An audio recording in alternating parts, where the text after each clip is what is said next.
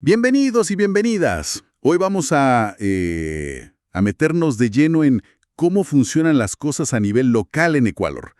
Vamos a ver cómo las leyes, esas que salen en el registro oficial, se convierten en acciones concretas en los municipios, en las parroquias. Exacto.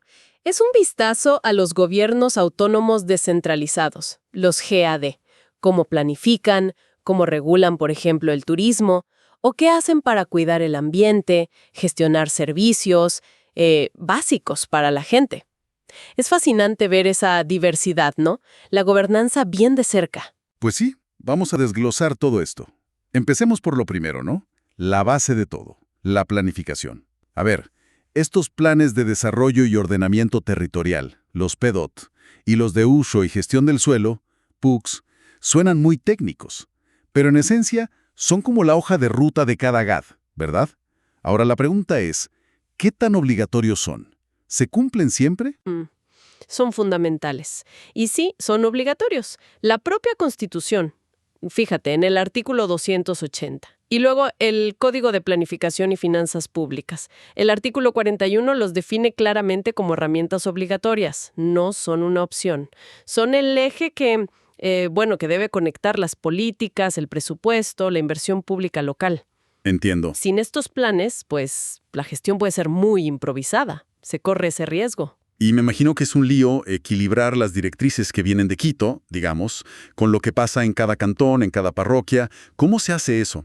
Sobre todo, ¿cómo se incluye a la gente en esto? Ese es el gran reto. Y también la clave del éxito, ¿no? Tienen que seguir lineamientos nacionales, claro, de la Secretaría Nacional de Planificación, por ejemplo. Pero su valor real está en que reflejen la realidad local, lo específico de cada sitio.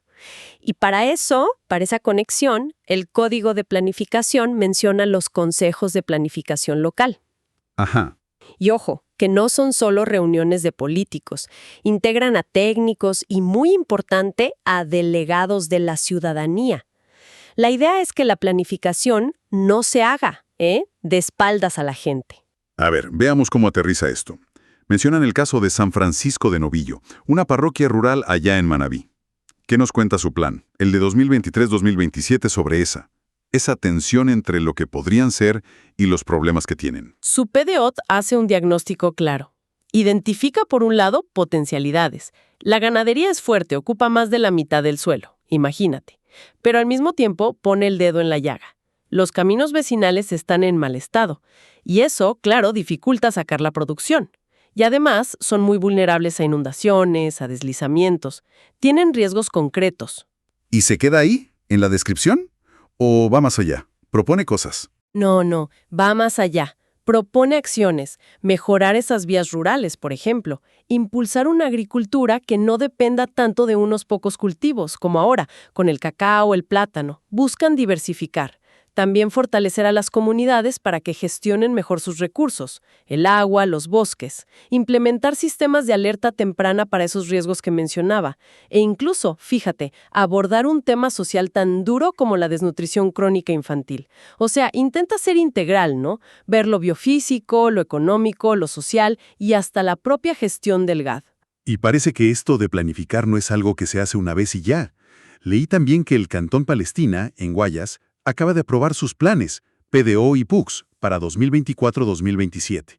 Eso como que refuerza la idea de que es un proceso continuo, ¿no? Fundamental para el día a día del municipio, totalmente.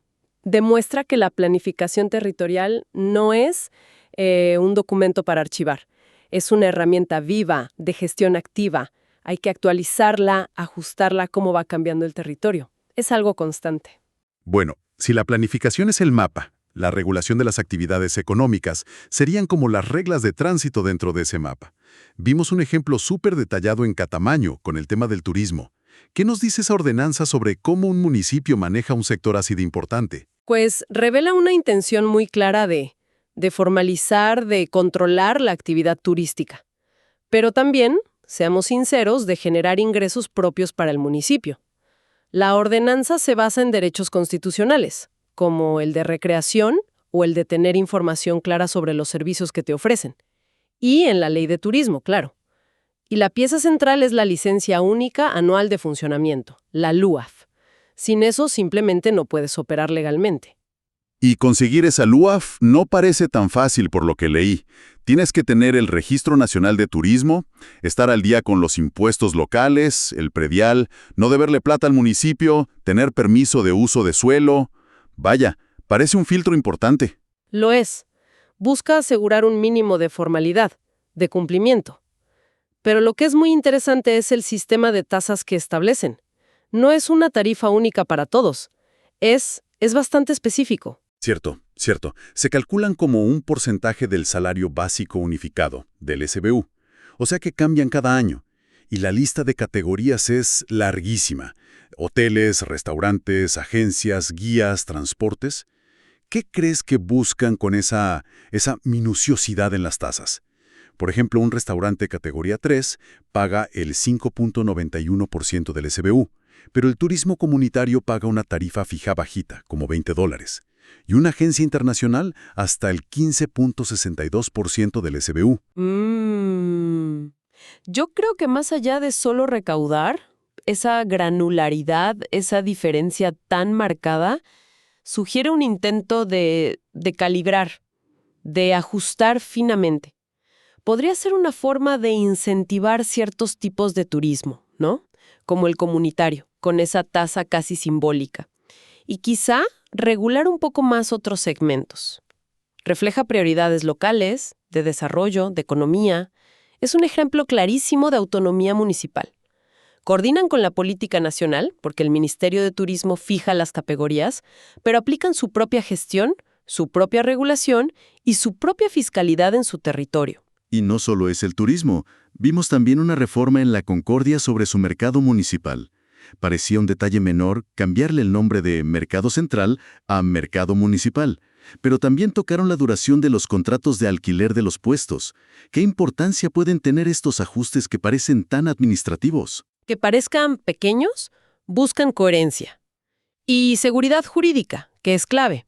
Precisar el nombre evita confusiones legales. Y lo de los contratos, revisar su duración, permitir extensiones si los comerciantes cumplen, pues eso busca dar estabilidad, algo fundamental para los pequeños negocios que viven de esos mercados. Son, digamos, microregulaciones, pero con un impacto muy directo en la vida económica local. Claro. Y esa misma capacidad de regular, de decir qué se puede hacer y dónde, es vital cuando los HAD se meten en otro tema constitucional fuerte, la conservación ambiental. La Constitución ecuatoriana es muy potente en eso, ¿no? Derechos de la naturaleza, proteger el patrimonio natural. ¿Cómo baja eso a nivel cantonal? Pues encontramos un ejemplo bien ambicioso en Baños de Agua Santa. Crearon el Área de Conservación y Uso Sustentable ACUS Ulva. Son casi 9,000 hectáreas. Es un montón de terreno.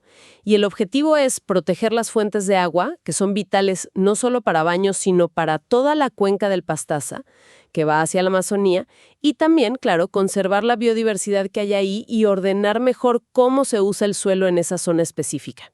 Y mencionan que hay una biodiversidad muy particular, orquídeas únicas, como unas lepantes, unas tegueya, plantas amenazadas. Protegerlas suena como un objetivo central. Ahora, ¿cómo se organiza un área así, para que convivan la conservación y el uso humano? La ordenanza de LACES Ulva usa una herramienta clave, la zonificación. Divide el área en zonas distintas. Hay zonas de protección estricta, donde están las fuentes de agua, lo más delicado, zonas de recuperación, que son áreas que ya estaban alteradas y se busca rehabilitar, y zonas de uso sustentable, donde sí se permiten ciertas actividades productivas, pero siempre que sean de bajo impacto y compatibles con la conservación. Y detalla qué se puede hacer en cada zona. Monitorear, controlar, reforestar con especies nativas, manejar fuegos, educación ambiental, turismo sostenible, sacar productos del bosque que no sean madera. Suena muy bien en el papel, muy completo, pero llevar eso a la práctica, implementar esa zonificación, asegurar que la gente participe a largo plazo. ¿Qué desafíos ves ahí para el GAT de Baños? Los desafíos son enormes, sin duda. Primero, la capacidad técnica y financiera. Monitorear y controlar casi 9,000 hectáreas no es fácil ni barato. Segundo, hacer que se respeten las reglas, la zonificación. Eso necesita presencia en el territorio, mecanismos de control que funcionen. Y tercero, que quizás es lo más complejo, mantener viva la participación de la comunidad. Dicen que hubo socializaciones, encuestas y que la gente lo aceptó bien al principio. Eso es bueno, pero la clave es que esa colaboración siga, que la gente local sienta que el área es suya también, que les trae beneficios, no solo restricciones. Y mencionan formas de financiarlo, como usar una parte de lo que se cobra por el agua, algo que permite la ley, el COTAD, y buscar plata por fuera. ¿Crees que eso sea suficiente para que sea sostenible a largo plazo? Es un buen comienzo, sí. Vincularlo a la tarifa del agua le da una fuente de ingresos más o menos constante y conecta el servicio directamente con cuidar su origen. Pero va a depender mucho de qué tan buenos sean para conseguir esos fondos externos y para diseñar incentivos que de verdad funcionen para que los comuneros adopten prácticas más sostenibles. La plata suele ser el talón de Aquiles de muchas buenas intenciones en conservación, lamentablemente. Pasando a otro tema clave de la gestión local: los servicios directos a la gente y su bienestar. Vimos varios ejemplos aquí también. En Santa Isabel, por ejemplo, regularon el transporte público dentro del cantón. ¿Qué buscan con eso? Básicamente, aplicar la Ley Nacional de Transporte, la LOTE TSR, pero a su realidad concreta. La ordenanza busca asegurar estándares mínimos, que sea accesible, que sea seguro para los usuarios, que tenga una calidad aceptable y que las tarifas sean justas. Es el GAD ejerciendo su competencia sobre el transporte dentro de sus límites, algo esencial para la movilidad diaria de las personas. Luego en Huaquillas, un tema mucho más sencillo: la seguridad ciudadana. Crearon un consejo cantonal. Y llama la atención quiénes lo forman: el alcalde, el intendente de policía, la Policía Nacional, las Fuerzas Armadas, la Armada, y también la Fiscalía, el EQ 911, la Judicatura, la Junta de Protección de la Niñez. Es un montón de gente distinta. ¿Qué nos dice esa mezcla sobre cómo se enfoca la seguridad localmente? Esa composición tan amplia refleja algo importante, que la seguridad ciudadana es un problema con muchas causas y que ninguna institución puede resolverla sola. Responde a lo que dice la Constitución y el COTAD sobre la necesidad de coordinación entre instituciones. La idea es sentar a la misma mesa a todos los que tienen algo que ver con seguridad y justicia a nivel cantonal para que coordinen acciones, estrategias. El reto, claro, es que esa coordinación funcione de verdad en el día a día, que no sea solo una reunión formal. Cambiando totalmente de tema, en Xuxufindi se metieron con la fauna urbana. Regularon la tenencia responsable de mascotas y prohibieron la pirotecnia sonora. ¿Crees que esto refleja una preocupación creciente por el bienestar animal en las normas locales? Definitivamente, se ve cada vez más, muchos GAD están legislando sobre esto, y la ordenanza de Xuxufindi es bastante completa, ¿eh? Pone obligaciones a los dueños, prohíbe prácticas dañinas como los fuegos artificiales ruidosos, porque afectan no solo a los animales, sino a personas sensibles también. Define sanciones por maltrato, multas, trabajo comunitario, hasta prohibir tener animales. Y crea un registro de infractores. Además, asigna responsabilidades claras a la comisaría municipal, a la dirección de ambiente, a la de seguridad. Es un paso importante hacia una mejor convivencia en las ciudades. Y por último, vimos un ejemplo de cómo un GAD reacciona ante una crisis económica, algo inesperado. En Sucúa, por el tema del estiaje, los cortes de luz, modificaron una ordenanza para dar más tiempo para acogerse a beneficios tributarios. Este caso ilustra muy bien esa flexibilidad que les da la autonomía municipal. Usaron una ley nacional de alivio financiero, sí, pero la aplicaron con su propia normativa. Extendieron por 60 días más, hasta agosto de 2025, la posibilidad de que la gente se acoja a la remisión de intereses y multas en sus deudas de impuestos. Fue una respuesta súper pragmática para aliviar un poco la presión sobre los contribuyentes, sobre los negocios afectados por la crisis energética.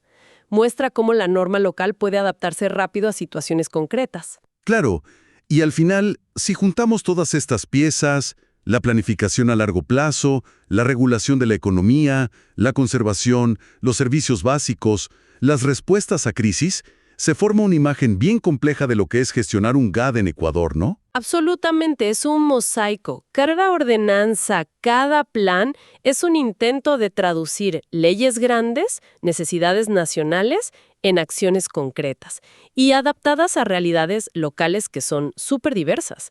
Desde la visión de futuro de un PDOT en una parroquia pequeña hasta el detalle de cuánto cobrar por una licencia turística o cómo reaccionar a un apagón. Y queda clarísimo el papel fundamental de los GAD.